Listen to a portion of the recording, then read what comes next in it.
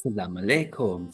Hello there, and what about you? And welcome to this new edition of Are You Not Qatartained, the interviews, brought to you by Qatartainment. I'm your host, Glenn Dower, and today's episode, I have the co-director of the amazing, heartbreaking, truly inspiring DC Studios documentary Superman, the story of Christopher Reeve.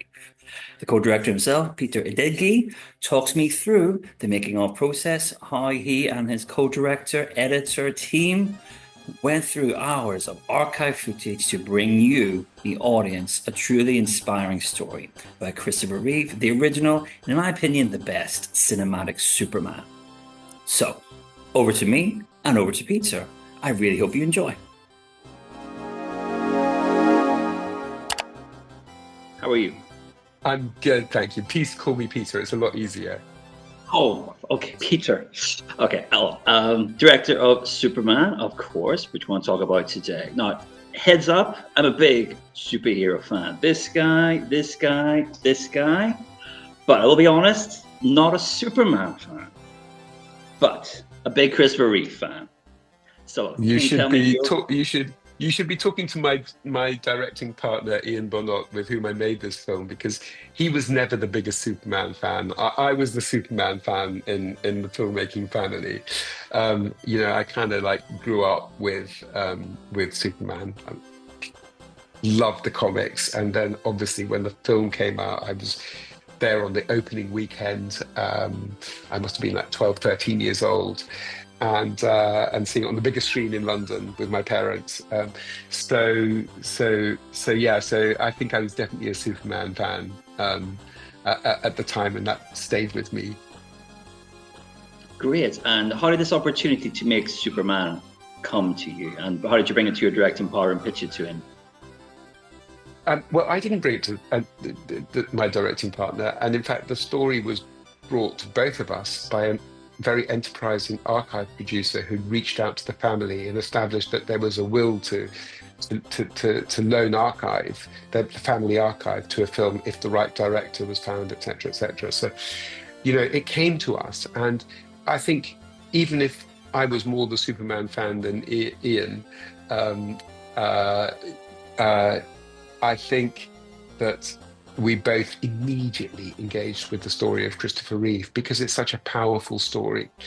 And also because we had made our previous film was about the Paralympic movement. It's called Rising Phoenix on Netflix. And it was very much, introduced us as filmmakers to the world of disability. And that became a lens on the world of the Paralympics that just fascinated us, and we sort of got very caught up in the human rights issues that many disabled people face in their daily lives, as well as the issues of how the Paralympics became a mainstream sporting event. So these things really drew us to Christopher's story. We actually saw archive of Christopher speaking at the Atlanta Paralympic Games in 1996, just after he'd had his accident, which really stuck in our minds. So when we came to tell this story, that disability lens was probably as important as the fact that he had played Superman. And we kind of thought that's an interesting proposition, that Superman, the idea of Superman, will draw audiences into the cinema or onto HBO Max, where it's going to be playing from the 7th of December. So you would come in via the IP of Superman, and how wonderful to be able to use some of those iconic moments from the Superman films in our film.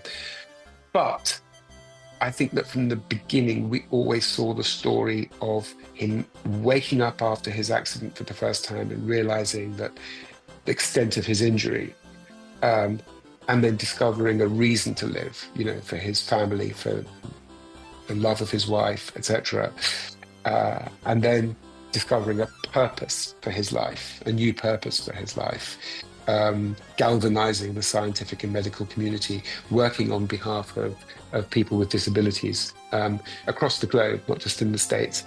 And we thought that was such an extraordinary story to tell, and also the fact that he had, he'd wanted to show himself in public. He wanted people not to be afraid to look at someone with a bad disability, and he felt that no one was better placed to do that than himself, as former Superman. Um, and that story for us was the thing that really engaged us, and that we really wanted to make the centre of our film. Yeah, 2 points you raised there I want to talk about a little bit further. First of all, the archive footage. Whoa, what a treasure trove the Reeve family have kept of every single memory. Of course, you see the great man himself. He's never sitting down, only when he's playing piano with his child. How long did it take you to go through that? Did you have a team on the case, or did the Reeve family say, "Can you include this? Can you include this? We had it. No. First of all, it's very, very important to say that the Reeve family, with whom we had a wonderful relationship while we were making the film, but they never sought to say you should do this or you should do that. They were completely once we'd sort of discussed the broad parameters of what we wanted to do as filmmakers, they got out of our way, but they opened the doors to the family treasure, archive treasure, and they all agreed to sit for a day-long interview with each of them, and that was it. They saw the film about 2 weeks for the first time. This was 2 weeks before we picture locked. So they were never really involved in the actual filmmaking process, but as you say, they had sort of like opened we had this wonderful archive, and that archive came from many sources. It came from Christopher's home video camera.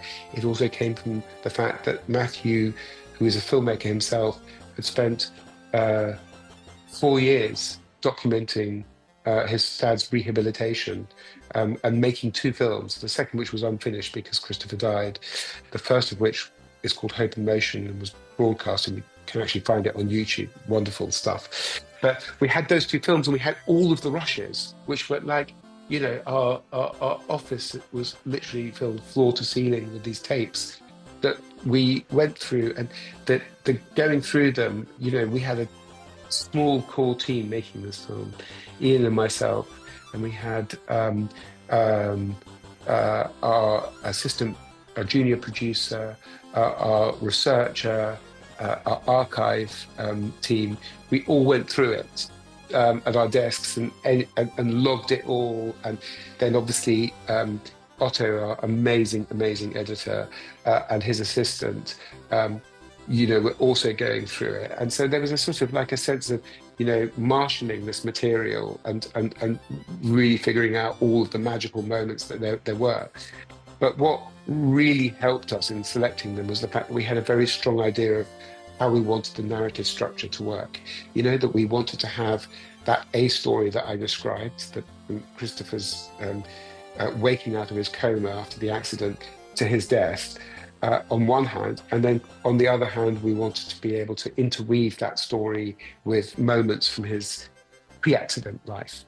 That was the idea from the get-go, and once you have a strong sense of structure, you have it gives you a roadmap, and you kind of know what you're looking for, and that really helps us when we're sifting through all the archive.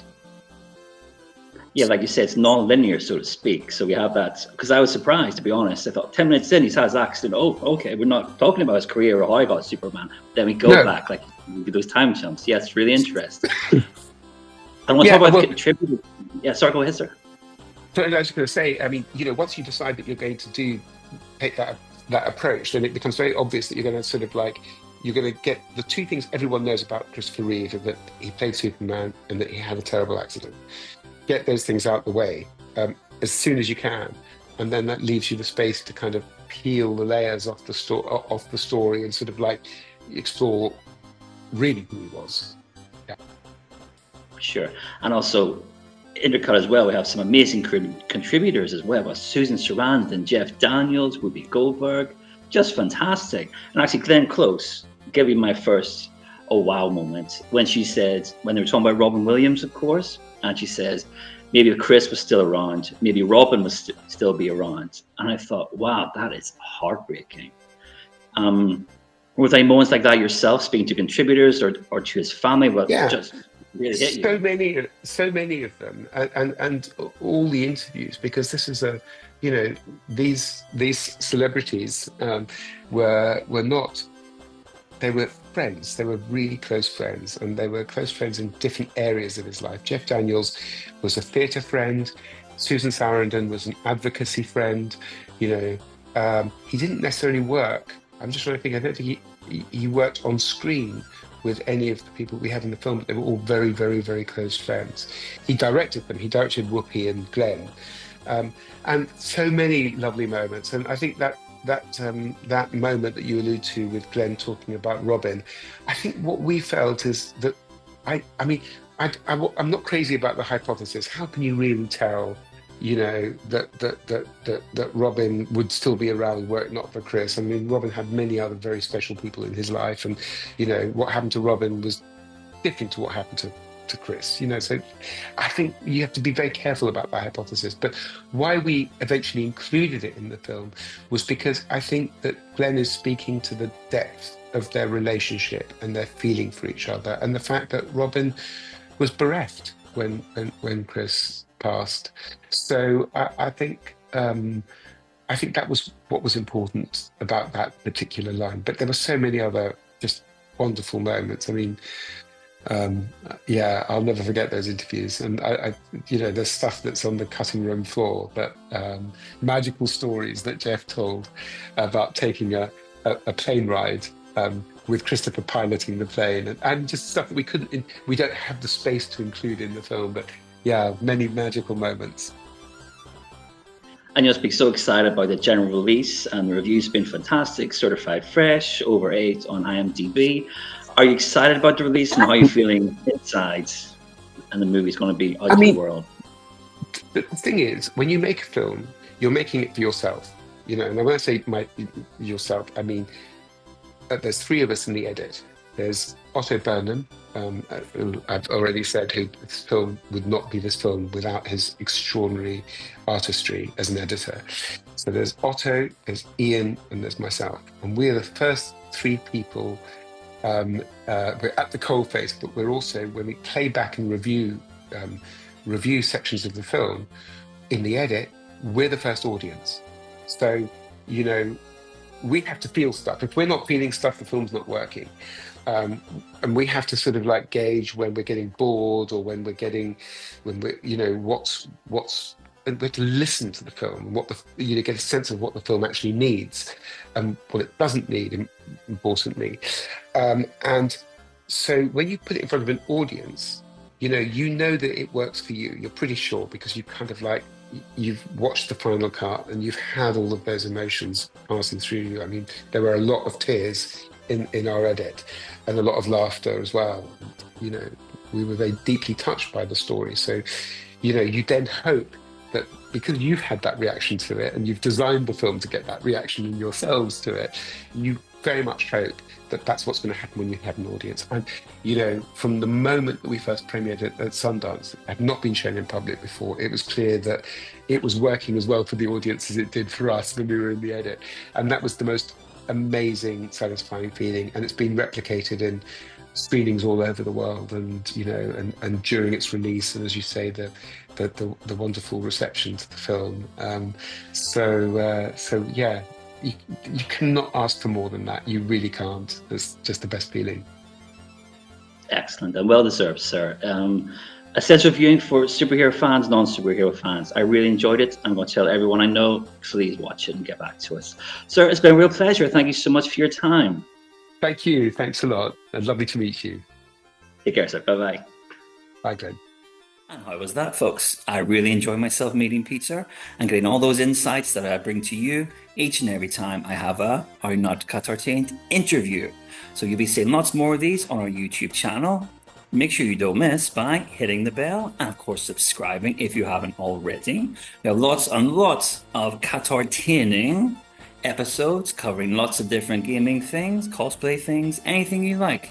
And follow us on Spotify, follow us on X, follow us on anywhere that needs to be followed. And I hope you've been Qatartained.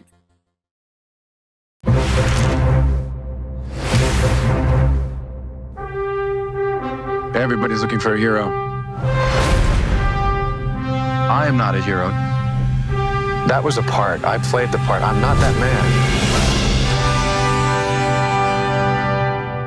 Hands down, he was Superman from day one. I realized that if I could pull off this part, it would change my life. John Houseman said, Mr. Reeve, it is very important you become a serious classical actor. Unless, of course, they offer you a load of money to do something else.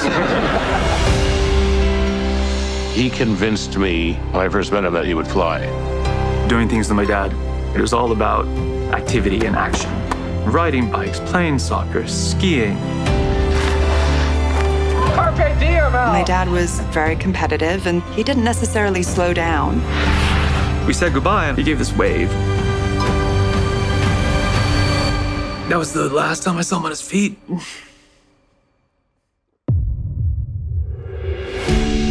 Mr. Reeve currently has no movement or spontaneous respiration. Superman, crazy. Just that simple little thing over the horse. I'd ruined my life and everybody else's.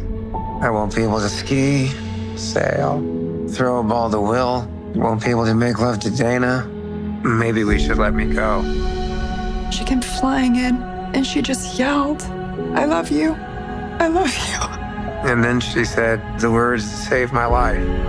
You're still you, and I love you. He and Robin were such good friends because they could match each other. Robin also had struggles that he dealt with his whole life, and I think that they both were aware of darkness. Brother Chris is fighting like crazy. When you find people who fight like that but still keep their humanity, that gives you great hope. That is tough because I can feel him, but he can't feel me. It must have been hell for my mom, too, knowing what she had lost. I felt I needed to do something, not just for myself, but for everyone else in the same condition. The fact that Superman was in a wheelchair and was willing to go public with it was huge. Help is on the way.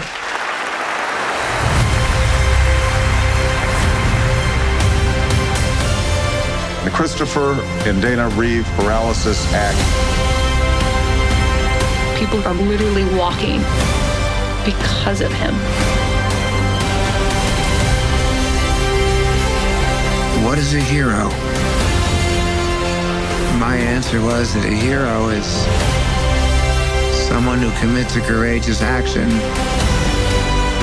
without considering the consequences. Now my definition is completely different. I think a hero is an ordinary individual who finds the strength to persevere and endure in spite of overwhelming obstacles. I wouldn't have missed this for the world.